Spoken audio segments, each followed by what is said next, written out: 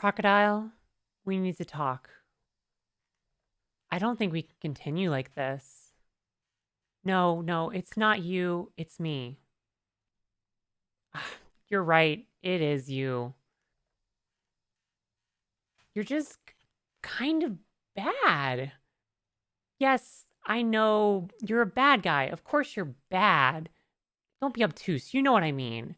It's your starter deck. Your starter deck is just bad, and I can't keep playing it. Hey everyone, Kalia here, and today I'm going to review the only starter deck that I haven't talked about yet for the One Piece card game. It's the Warlords deck featuring Crocodile. Now, this is a deck that I was really excited to play when I first saw the different starter decks. It has all kinds of disruption in the form of bounce effects, and it seemed like it'd be really fun to play. But then I started playing it, and honestly, it just feels kind of bad.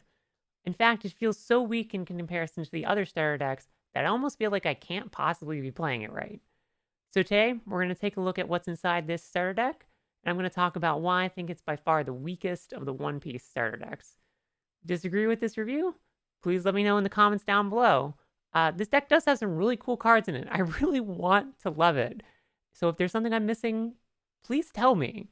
Until then, let's get into it. Okay, so let's go ahead and just take a look at this deck. Kind of as we're going through, I'll talk about why I just kind of feel like this doesn't seem to stack up to some of the other ones. All right, so here we are. We've got our Crocodile here with our Doflamingo. We'll start here with the leader side with our Crocodile. So first up, we got Crocodile himself. He's like your typical leaders, 5,000 power with 5 life. And then his ability there is once during your main phase, you can go Dawn -4 and then bounce a card that costs 5 or less back to its owner hand. On the surface, that's a good effect, and I could see this effect being really good in a lot of decks. I feel like part of the problem is once you get into the late game where you've got higher cost cards, for one, you can't bounce them at all with this card, and two, that -4 Dawn starts to really come into play. This deck has no way to accelerate those Dawn back onto your board. So every time you're going Dawn -4, you're setting yourself back massively. And all you're doing against your opponent is just setting them back very slightly with one card on the turn.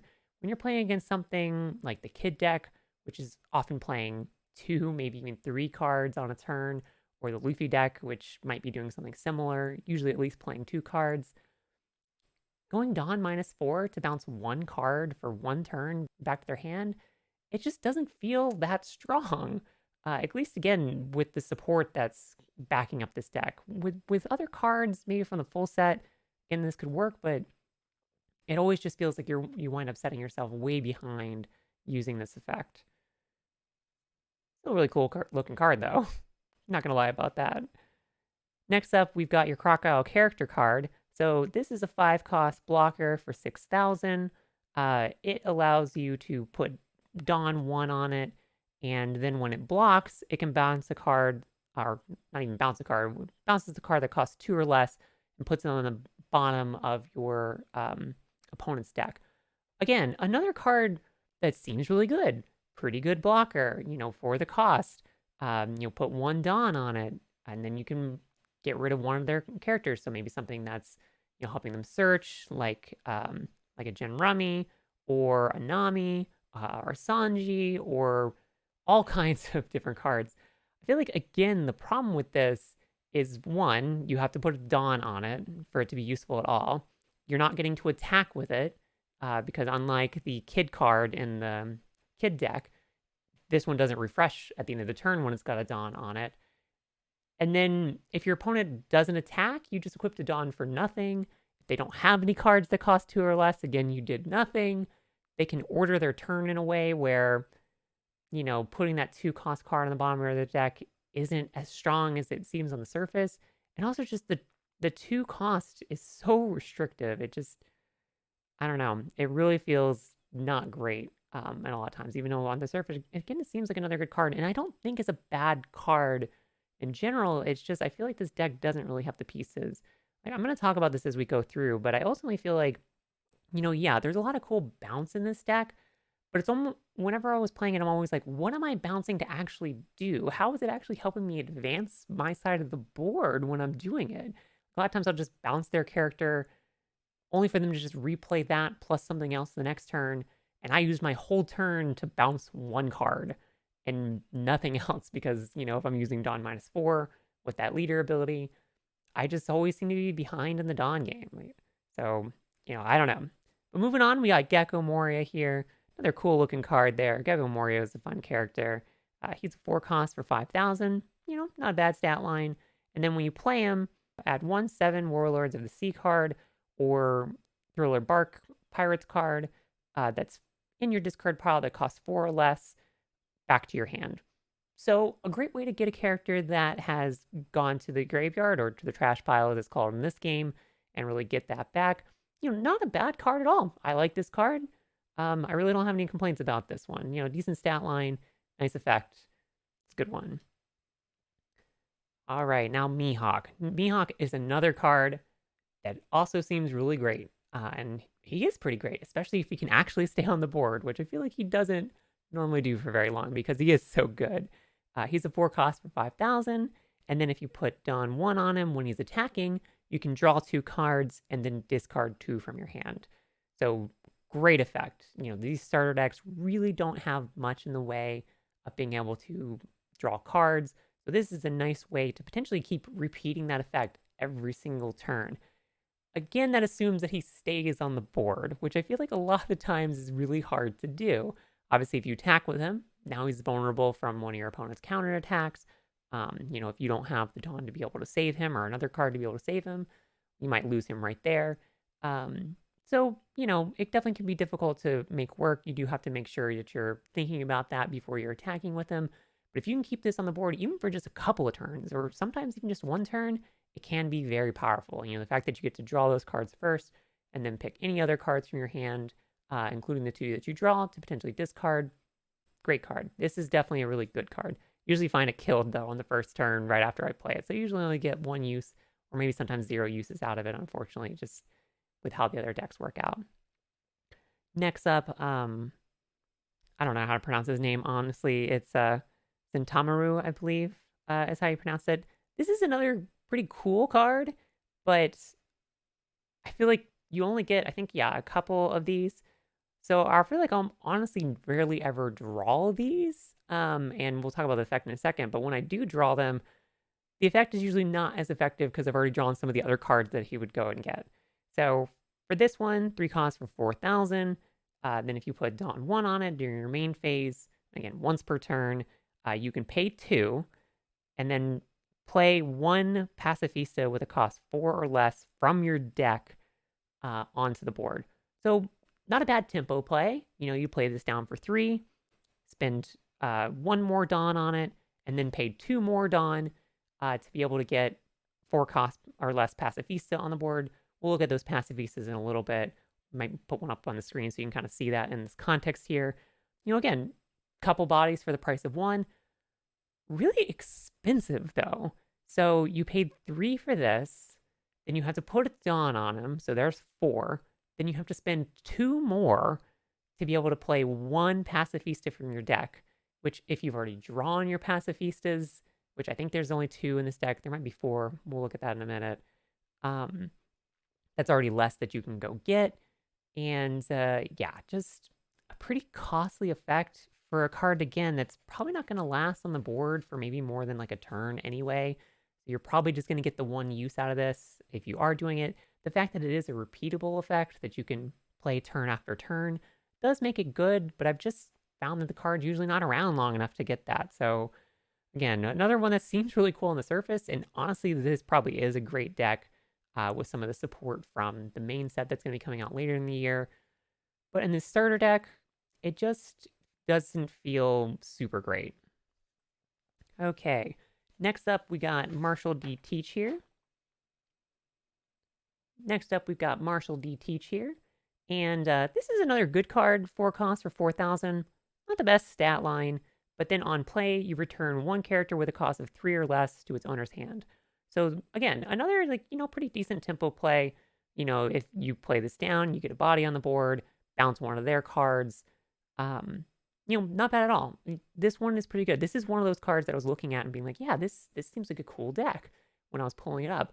I just feel like, it's also a good example of what I keep running into whenever I play this one, is you put this card down, and you're bouncing cards back. But I ultimately always feel like, just what am I, like, this is a stall deck, but I'm always like, what am I stalling to? The Doflamingo, we'll look at that later. That's, I feel like, probably what you're stalling towards, but I still feel like that's even weak in comparison to a lot of the other high cost cards. Like, I feel like King in the Kaido deck is stronger. I feel like Kid in the Kid deck is stronger. The Luffy in the Luffy deck, that one's a little bit more debatable, but at least for that deck, it works really, really well. And again, not that Doflamingo is a bad card. It's a great card, but it's not enough. I feel like it's never enough to help me finish the game. It's like by the time I get there, especially again if I've been using that leader ability, it takes me so long to get there that I'm too far behind for it to really be effective. But again, in a vacuum, good card. I definitely think this is probably a playable card outside of the starter deck. And it's a playable card here too. It just doesn't ultimately help you kind of get where you need to be. Next up here, we got our first event card. This is a 4-cost event. It's also got a trigger as well. It's the Sable's ability. This is during your main phase, return one of your opponent's characters with a cost of 7 or less to the owner's hand. Again, good card. No, I'm not saying this card is bad. It's got the trigger effect there that you activate the main effect. So, you get this as part of your life when you take damage, bounce a high cost card or something that's going to hit you again back to their owner hand, or maybe even bounce a blocker to set you up for next turn. Again, not a bad card at all. Again, I kind of feel like the problem is it's fairly expensive. It costs 4. Yes, you get to bounce the cost of 7 or less. That's a lot of great cards that you can bounce back to your hand from a lot of the other starter decks. But in many cases, you're probably then not following it up with much. And I find with this deck that I usually don't have a super strong board. And you've got a lot of weaker cards like this Teach card here that only has 4,000. So I feel like you have to wind up, another one here. There's another 4,000 one. So you have to like buff up a lot of these cards with Dawn to even let them be able to attack most things. And when you're spending 4 on an effect like this, I mean, because you're not killing the card with this, you're just bouncing it back. It just becomes so expensive to kind of keep your attacks up, and I just feel like you can really follow up with this card here. So again, another good one. The deck just doesn't seem to have the support to actually help it follow through. Do get 4 of those. Okay, next up, we got another one of our events here. This is a 2-cost event. Thrust Pad Cannon. Got the Kuma there. This one is a counter card, so you return a character with a cost of 3 or less to the owner's hand. Again, another good card. And this one actually is cheap. This one is a really good card. In many cases, you can bounce the thing that's attacking you back to their hand, or bounce the follow-up attacker back to their hand. Maybe bounce a blocker back to their hand again to set you up for the next turn. They activate there with the trigger rather for that is basically just to activate the main effect. So again, great card. This is actually a fantastic card, and the cost is nice and cheap for it. Do you feel like it's hurt a little bit by the fact that it is only cost 3? There are some cost 4 and 5 cards that are just pretty strong, but I feel like for cost 2, there's not much more you can ask for. This is a good card. Good card. Get 4 of those. And then we got our last event here. Pretty sure this is the last event. This is a 2-cost here that's the Love Beam. This is another counter card, and it's your leader or up to one of your characters gains 4,000 power for the duration of the battle. Then, if you have 3 or less cards in your hand, you draw a card. Again, this is a good card. I have no complaints about this one whatsoever. You got a lot of very similar cards in a lot of the other decks. A lot of those ones do cost 1, though, I'll point out, instead of 2. I feel like they gave this a cost of 2 just because it can draw you a card, which I have found very helpful. If you do have a small hand here, yeah, awesome, great. Draw a card, no complaints there. The 4,000 power to save a character that you have on your board or to keep you from taking damage. Really, really good card. Like this card a lot, actually. Get 2 of those. So the fact that you do get 2, Does kind of suck a little bit. Sometimes you don't really draw those. Then you just got your Dawn. All right. So let's get into the second side of this. Starts out with our Doflamingo here. All right. So Doflamingo really does seem like the powerhouse of this deck. He's your 7-cost card for 7,000. Nice and powerful here. I feel like, again, this is the card that I feel like you're trying to stall to get to. Does it ultimately help you win games? I feel like it hasn't helped me win games anyway, but it is a great card. I feel like this is almost certainly a playable card in like whatever standard format or whatever they're going to call standard format for the One Piece card game. I haven't looked at a lot of the cards that are in Romance Dawn, so I don't really know. I haven't looked at what the meta looks like, but this seems like a very playable card to me. So this one is when you play it, you can return a cost or character with costs 7 or lower to its owner's hand. Great effect. This is a fantastic effect, and the fact that it affects things that are 7 or less, really strong. There are a few things that it can't hit that you might want it to, like the Kaido in the Kaido deck, but even still, it's a really great card.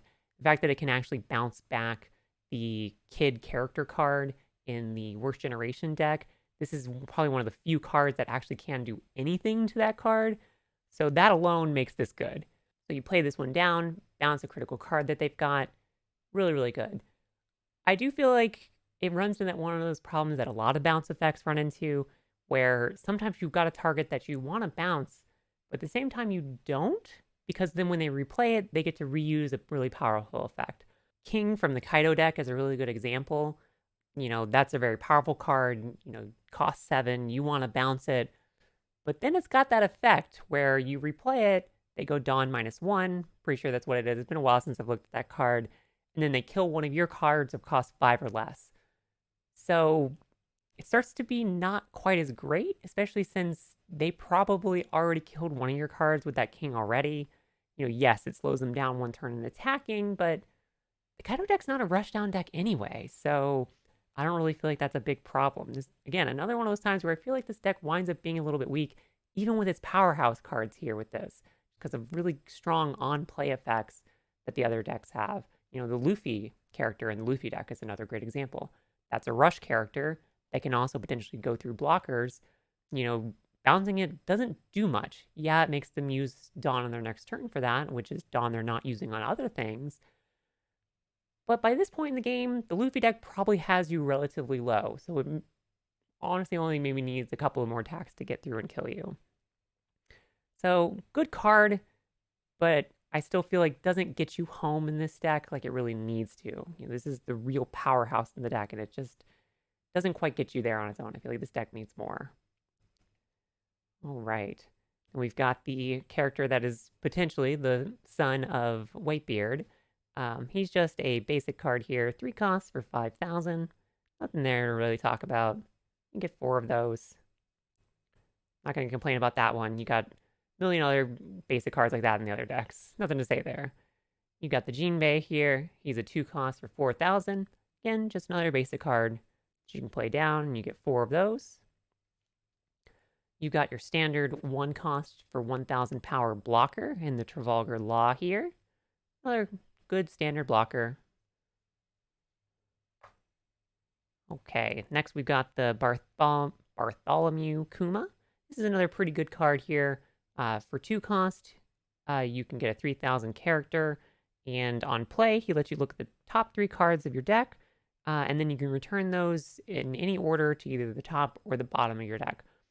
Good way to kind of scout out the next 3 cards in your deck, see what you want, get rid of what you don't, and yeah, good card. Its trigger effect lets you play this, so if you do wind up drawing it, lets you get a body on the board, also maybe set yourself up for your next turn. No complaints about this card at all. This is a really good card, especially in the early game. Nice one to play. 4 of those. Next here, you just have Buggy. Another basic card, 3 costs for 3,000, or sorry, 1 cost for 3,000. You do get 4 of those. These are your Pacifista cards, so we talked about those earlier in regard to this guy here. He's the one that lets you find one of these from your deck and play it. So this is another good card. So I feel like this is potentially another one of those things that you're building towards. I just never seem to actually draw these when I'm playing, so I don't get to actually use them. I do feel like the cost of 4 does hurt it sometimes. There are some effects that it's vulnerable to since it only costs 4 that it wouldn't be if it was actually a 5 cost. I get why it's a 4 cost. It's got a slightly better stat line than most things. It seems like, at least for these basic cards in the base set, you usually have, one more 1,000 of power for every cost. So most cards like this would be a 4 cost for 5,000. So again, not a bad basic card, especially since you can potentially accelerate those on the board. But otherwise, not much to talk about there. You do get 4 of those. I don't know why I don't seem to ever draw these. It seems very strange. And then last but not least, we've got the beautiful Hancock here. She's a 3 cost for 1,000, and she's another blocker. So just basic blocker there. The only thing that makes her a little bit different and why she costs so much is because she's got this trigger effect, which lets you play her when you draw her. Which, that's really good. Does that make her 3 cost? I feel like no. Honestly, this card feels relatively weak. There's so many other cards in these starter decks that are 1 cost blockers for 1,000. So the fact this is a 3 cost blocker for 1,000, I feel like this is just another example of really costly cards for relatively weak effects in this deck. It's just, there's so much high cost and you get so little value in comparison to some of the other decks. So, I mean, in general, not a bad card, especially if you do just get it as a trigger, but you've got no control over whether or not it's going to be one of your life. So a lot of times you're just paying 3 for a 1,000 blocker. And if you're doing that, well, that's pretty weak. And you do get 4 of those. All right, and that is the Warlords Starter Deck featuring Crocodile. I think I've hopefully kind of made it clear why I feel like this is the weakest starter deck. Again, if you think I'm wrong, please tell me. I want to like this deck. I think this deck seems really cool. It just feels very slow, and it always feels like you're bouncing things for no real follow-up, and it's not really helping you. There's too many powerful on-play effects that your opponent gets when you bounce a lot of those cards that it just winds up feeling a bit weak. So if you do like the video, be sure to give it a like. Go ahead and subscribe as well.